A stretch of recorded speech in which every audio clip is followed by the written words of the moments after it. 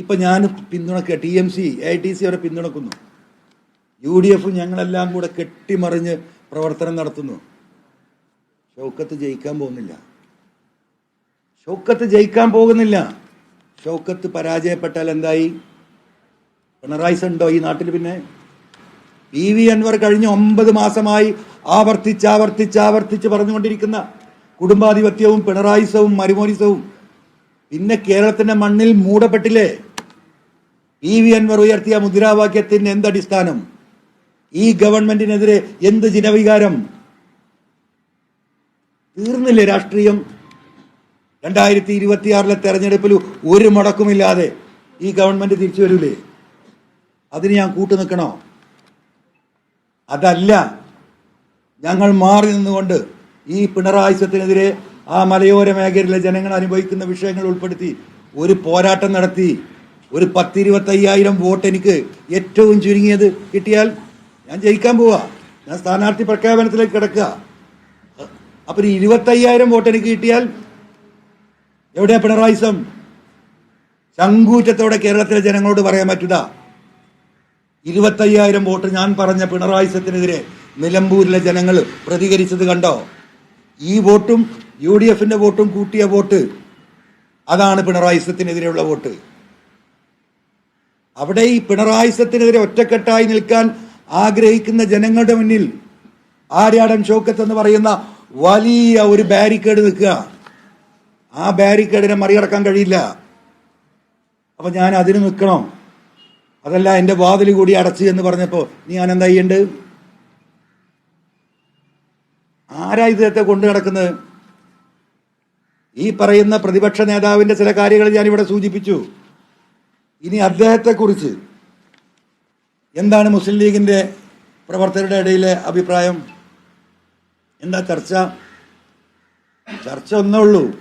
മുസ്ലിം ലീഗിന് 5ാം മന്ത്രിസ്ഥാനം കൊടുത്താൽ കേരളത്തിലെ അവസാനത്തെ മുഖ്യമന്ത്രിയായിരിക്കും കോൺഗ്രസിന് എന്ന് പറഞ്ഞ VD സതീശനായി UDFനെ നയിക്കുന്നത് അല്ലേ? എപ്പോഴാ പറഞ്ഞത്? അൻവർ വഴിയരി കൂടെ നടന്നു പോകുന്ന UDFന്റെ ഭാഗമല്ലാത്തൊരു മനുഷ്യർക്ക് വേണ്ടാത്തൊരു സ്ഥാനാർത്ഥിയെ നിർത്തിയാൽ അപകടം പറ്റുന്നേ പറഞ്ഞിട്ടുള്ളൂ. UDFന്റെ അകത്ത് MLA ആയി നിന്ന് UDFന്റെ ഭാഗമായി നിൽക്കുന്ന VD സതീശൻ പറഞ്ഞതിന്റെ വീഡിയോ നിങ്ങളെടുത്തിട്ടുണ്ടല്ലോ, അല്ലെങ്കിൽ എൻ്റെ അടുത്തുണ്ട്. ആ ലീഗുകാര് ഈ നേതൃത്വം അംഗീകരിക്കുമോ? ചർച്ചയല്ലേ അവിടെ? 3ാമത്തെ കേസ്, ഇവിടെ ഏറ്റവും പ്രമാദമായ സരിത കേസ്. ആ സരിത കേസ് ഉണ്ടാവുമ്പോൾ ബഹുമാന്യനായ മുഖ്യമന്ത്രി ഉമ്മൻചാണ്ടി സാറിന് അദ്ദേഹം കൊടുത്ത സ്റ്റേറ്റ്മെന്റ് എന്താ? അദ്ദേഹം നേരിട്ടുണ്ടോ എന്ന് എനിക്കറിയില്ല, ഇല്ല എന്ന് വിശ്വസിക്കാം. പക്ഷേ അദ്ദേഹത്തിന്റെ മുഖ്യമന്ത്രിയുടെ ഓഫീസിന് ഇൻവോൾവ് ആയിട്ടുണ്ട്. അതുകൊണ്ട് അദ്ദേഹത്തിന്റെ ധാർമ്മിക ഉത്തരവാദിത്തമുണ്ട്. ആരാ പറഞ്ഞത്? VD സതീശനല്ലേ? ഉമ്മൻചാണ്ടിയെ സ്നേഹിക്കുന്ന കോൺഗ്രസ്സുകാരാണ്. നമുക്കറിയാം, ബഹുമാനപ്പെട്ട ആര്യാടനും ഉമ്മൻചാണ്ടിയും ജ്യേഷ്ഠാനിയന്മാരെ പോലെ ജീവിച്ചവരാ. ആ ഉമ്മൻചാണ്ടി സാറിനെ ഈ സമൂഹത്തിന് മുമ്പിൽ UDFന്റെ ഭാഗമായി ആ ഗവൺമെന്റിൽ നിൽക്കുന്ന VD സതീശൻ അന്ന് പറഞ്ഞ വീഡിയോ ഓടിക്കൊണ്ടിരിക്കുകയാണ് അവിടെ. അപ്പോ സ്ഥാനാർത്ഥിയും സ്ഥാനാർത്ഥിയുടെ സംരക്ഷകനുമായി നിൽക്കുന്നവൻ രണ്ടും ഒന്നാണ്.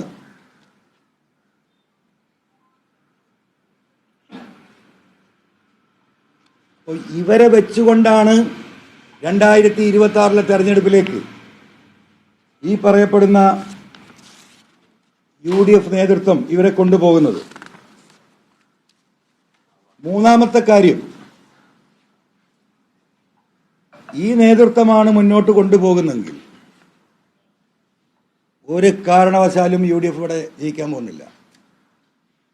കാരണം ഇത്രയൊക്കെ പ്രതിസന്ധികൾ ഉണ്ടായിട്ടും എല്ലാവരും തീരണം എന്ന് പറയുമ്പോഴും, പ്രിയപ്പെട്ട രാഹുൽ മാങ്കൂട്ടം ഇന്നലെ വന്ന് നിങ്ങൾ ക്ഷമിക്കണമെന്ന് പറയുമ്പോഴും, ഞാൻ രാഹുലിനോട് പറഞ്ഞു ഞാൻ മത്സരത്തിലുണ്ടാവില്ല, ജനങ്ങൾ തീരുമാനിച്ചോട്ടെ, നിങ്ങളങ്ങനെ ഒറ്റപ്പെടേണ്ടവനല്ല, ഞാനിതിന് തീരുമാനമുണ്ടാക്കാൻ ലീഡർഷിപ്പുമായി ആലോചിക്കട്ടെ എന്ന് ഞങ്ങൾ തമ്മിലുള്ള സൗഹൃദ ബന്ധത്തിൻ്റെ പേരിൽ പറഞ്ഞിട്ട് പോയ ആ വ്യക്തിയെ മൂലക്കലാക്കിയിട്ട് ഇപ്പം പറയാണ് ഇനി വാതിൽ തുറക്കൂല, അടച്ചു എന്ന്. നിങ്ങൾക്കറിയോ, ഈ വാതിൽ അടച്ചിട്ട് ഒരു മാസമായിട്ടുണ്ട്. ഈ തെരഞ്ഞെടുപ്പ് വരും എന്ന് തുടങ്ങുന്ന ഘട്ടത്തിൽ ഈ വാതിൽ അടച്ചിട്ടുണ്ട്. ഈ കാര്യം കൂടി പ്രിയപ്പെട്ട UDF-ന്റെ പ്രവർത്തകരും വോട്ടർമാരും നേതാക്കന്മാരും നിങ്ങൾ കേട്ടോ. ഞാൻ ഇദ്ദേഹം ഇങ്ങനെ തിരിഞ്ഞു നിന്നിട്ട് മുഖം തരാതെ പോകുന്നത് എന്താണ് എന്ന് ഈ സ്ഥാനാർത്ഥി പ്രഖ്യാപനത്തോട് കൂടിയിട്ട് ഞാൻ ആലോചിക്കുകയാണ്. ഞങ്ങൾ തമ്മിൽ അങ്ങനത്തെ ഒരു പ്രശ്നമില്ല, എല്ലാം ഹൃദയം തൊട്ട് തീർന്നാണ്. അപ്പോഴാണ് 2-3 ദിവസമായിട്ടുള്ള എന്താ പറയുക, എന്തോ സംതിങ് ബിഹൈൻഡ് ദിസ് എന്നുള്ള ഫീലിംഗ് നമുക്ക് വരുന്നത്.